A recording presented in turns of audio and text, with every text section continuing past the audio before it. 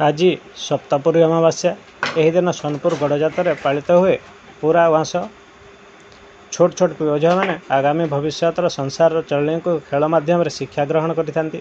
एही दिन माँ मैंने झील मानक पई माटी तैयारी कुंडी कांची खेलिबा पई देइथांती, तो पुओ पिला मानकु काठ तैयारी हाथी घोड़ा दे खेल खेलिथांती।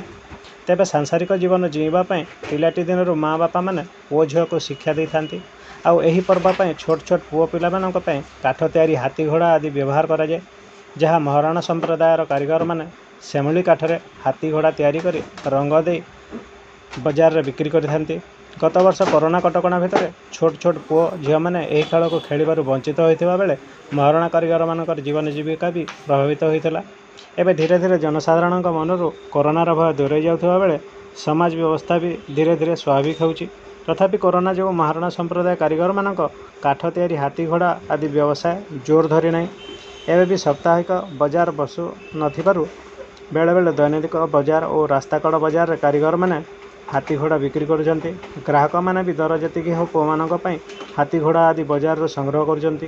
तेबे सारा पश्चिम ओडिशा रे एही पुरामास पर्व पालन करा जाउथिबा बेले सप्तपुरी अमावास्या रे सुवर्णपुर रे हनुमान पुड़ी उत्सव एही पर्व को एक स्वतंत्र स्थान दे पारिछि।